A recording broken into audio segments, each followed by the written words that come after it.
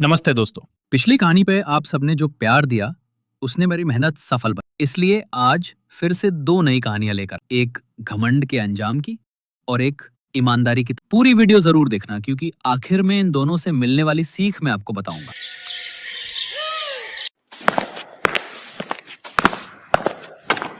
कविता, तू अभी तक झाड़ू ही लगा रही है और जल्दी जल्दी से हाथ चलाना इससे पहले कि तेरे दोनों भाई उठ जाएं। जी भाभी। तभी कविता की छोटी भाभी रश्मि वहां आती है। कविता, ये क्या तुम्हारा साफ सफाई का काम अभी तक खत्म नहीं हुआ? अच्छा ये सब छोड़ो, तेरे भैया उठ गए, उनके लिए जल्दी से चाय बनाकर ले आ और हाँ, इसके बाद हम सबके लिए नाश्ता भी बना दे। हाँ, भूख तो मुझे भी लगी है। ऐसा कर, तू साफ सफाई के बाद नाश्ता बना ले, फिर अपने भाइयों के ऑफिस जाने के बाद बर्तन धो लेना और उसके बाद कपड़े धो लेना। बिन माँ बाप की कविता चुपचाप घर के कामकाज में लग जाती है। कुछ देर बाद वो सबके लिए आलू के पराठे और चाय लेकर आती है। ये लो अमित भैया, आपकी पसंद के आलू के पराठे और गर्मा गर्म चाय। कविता, तेरी दो दो भाभियां हैं, फिर भी हमारे लिए तू खाना क्यों बनाती है? भैया वो मैं वो बात ये है कि ननद जी को अपने भाइयों के लिए अपने हाथ से बनाया हुआ खाना खिलाना ज्यादा पसंद है, इसलिए वो हम दोनों को तो बनाने ही नहीं देती। क्यों कविता, ठीक कह रही हो ना मैं? अनीता कविता को आंखें दिखाने लगती है। हाँ भैया, अनीता भाभी एकदम ठीक कह रही है। दोनों भाई नाश्ता करके ऑफिस चले जाते हैं। फिर दोनों भाभियां भी नाश्ता करने बैठ जाती हैं। आखिर में जैसे ही कविता नाश्ता करने बैठती है तो छोटी भाभी रश्मि उसकी कुर्सी खींच लेती है, जिससे कविता नीचे गिर जाती है। तेरी औकात नहीं है कुर्सी पर बैठ के खाने की, चल नीचे बैठकर खा।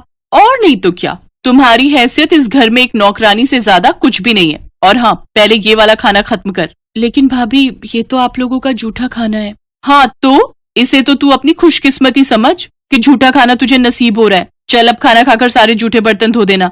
अच्छा रश्मि, तूने कल रात बिग बॉस का एपिसोड देखा क्या? नहीं भाभी, मिस हो गया। वैसे अभी रिपीट आ रहा होगा, चलो ना चलकर देखते हैं। हाँ हाँ चलो चलो। दोनों भाभियां आराम से अपने कमरे में जाकर टीवी देखती हैं और बेचारी कविता अकेले घर का सारा काम करती है। ऐसे ही दिन बीतते हैं। एक रोज हम दोनों भाइयों को काम के सिलसिले में दूसरे शहर जाना है। हमारे मालिक एक नई फैक्ट्री झारखंड में लगवाना चाहते हैं। हम कुछ 2 महीनों के लिए वहीं रहेंगे। तब तक तुम सब अपना ख्याल रखना, ठीक है? भैया, आप दोनों मुझे छोड़कर जा रहे हो? जा कहाँ रहे हैं पगली, तेरे लिए ही तो मेहनत कर रहे हैं ताकि हमारा प्रमोशन हो जाए और हम तेरी शादी धूमधाम से कर सकें। ये सुनकर दोनों भाभियां मुंह बना लेती हैं।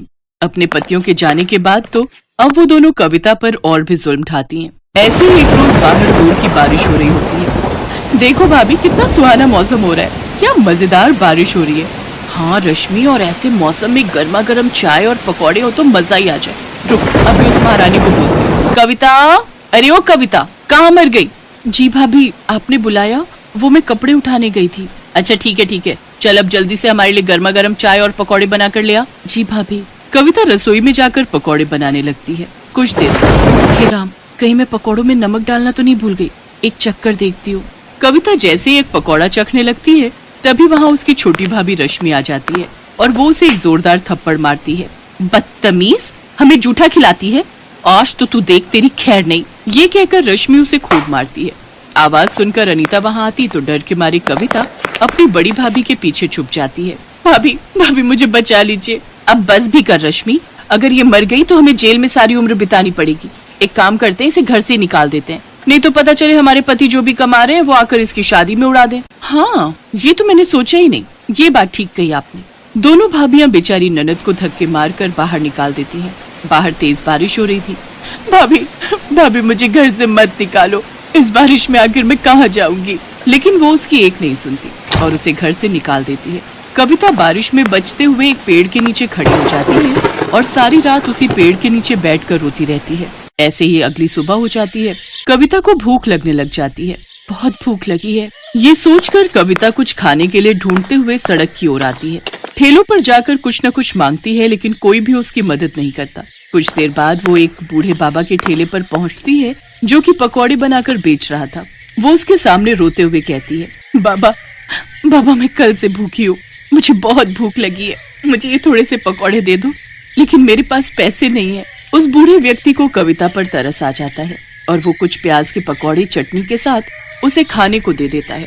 कविता को उन पकौड़ों को देखकर वो बात याद आ जाती है कि कैसे एक पकौड़े के पीछे उसकी भाभी ने उसे घर से निकाल दिया। क्या हुआ बेटी, तुम रो क्यों रही हो? अभी तो कह रही थी कि बहुत भूख लगी है। कविता रोते हुए उसे सारी बात बताती है। बेटी, तुम जवान लड़की अकेले कहाँ भटकोगी सड़कों पर। इससे तो बेहतर होगा तुम इस गरीब की झोपड़ी में चल कर रहो, मेरी बेटी बनकर। ऐसे कुछ दिन बीत जाते हैं। अब कविता उस बूढ़े बाबा के घर पर रहकर उसके खाने का ध्यान रखती, लेकिन एक रोज बूढ़े बाबा की तबीयत खराब रहने लगी, इसलिए अब उनकी जगह कविता उनके पकौड़ों का ठेला संभालने लगी। अब कविता उस ठेले पर प्याज के साथ मिर्च, आलू, पालक और गोभी के पकौड़े भी बनाकर बेचने लगी, जिससे उसके ठेले पर ग्राहकों की भीड़ काफी बढ़ गई। गर्मा गर्म पकौड़े खाने के लिए अब उसके पास लोगों की लाइन लगना शुरू हो जाती है। आइए आइए, गर्मा गर्म प्याज, आलू, पालक और मिर्च के पकौड़े खाइए। तभी मौसम सुहाना हो जाता है और इस सुहाने मौसम में भला कौन इतनी वैरायटी के पकौड़े नहीं खाना चाहेगा। अरे ओ पकौड़े वाली, बनाना तो 20 रुपए के प्याज के पकौड़े। और मेरे लिए मिर्च के पकौड़े हैं। इस तरह उसके पास ग्राहकों की भीड़ लगना शुरू हो जाती है और जो भी उसके पकौड़े एक बार खाता वो बार बार जरूर खाता। भगवान की दया से मेरे बनाए हुए पकौड़े सब ग्राहकों को बहुत पसंद आ रहे हैं। अगर मेरा ये काम ऐसे ही चलता रहा तो बहुत जल्द मैं एक नया पक्का घर बनवा लूंगी। ये सब सोचकर कविता बहुत खुश थी। अगले दिन वो फिर अपना ठेला वहाँ लगाती है, लेकिन एक रोज तेज तूफान के आने के कारण उसके ठेले की छत उड़ जाती है और बारिश के कारण उसके सारे पकौड़े उसमें खराब हो जाते हैं। सब खत्म हो गया। इस बारिश ने सब खराब कर दिया। इस बारिश ने एक तरफ जहां कविता को रोजी रोटी कमाने से भी वंचित कर दिया था, तो वहीं दूसरी ओर उसकी दोनों भाभियां आराम से अपने लिए पिज्जा और पॉपकॉर्न ऑर्डर करके मजे से इस बारिश का लुत्फ उठा रही थी।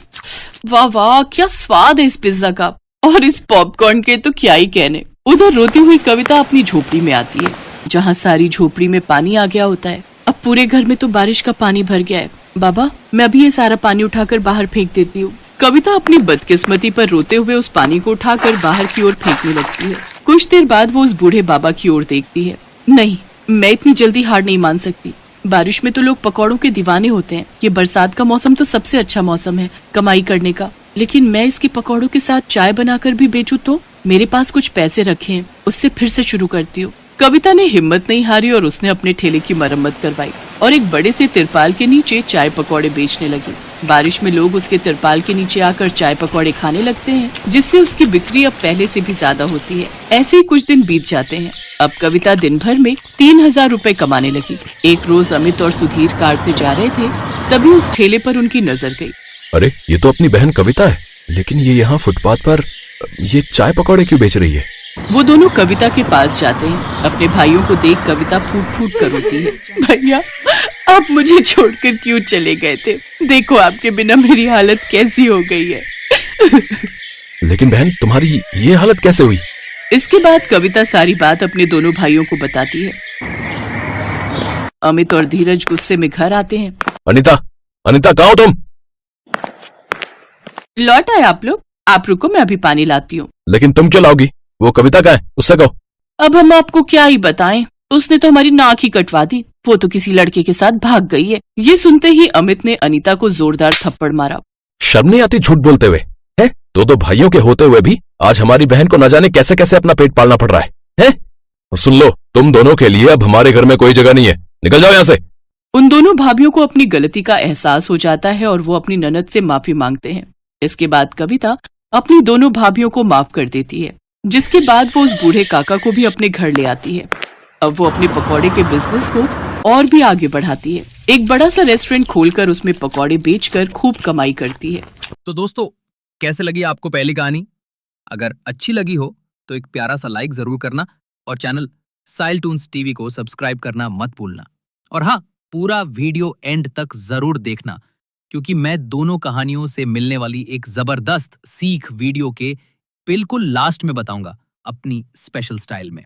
तो चलिए अब चलते हैं अगली कहानी की तरफ। तो आज की पहली कहानी ने सिखाया कि अगर इरादे मजबूत हो तो छोटी सी पकोड़े की दुकान भी एक बड़ी कामयाबी बन सकती है। और दूसरी कहानी ने बताया कि मेहनत कभी बेकार नहीं जाती, चाहे रास्ते मुश्किल हो, मंजिल जरूर मिलती है। आप देख रहे थे साइल टून्स टीवी, जहां हर कहानी कुछ नया सीखती है। अगर आपको वीडियो पसंद आया हो तो लाइक जरूर करें और चैनल को सब्सक्राइब करना ना भूलें। और हाँ, अगला वीडियो किस टॉपिक पर बनाना चाहिए नीचे कमेंट करके जरूर बताना। आपके आइडियाज का इंतजार रहेगा।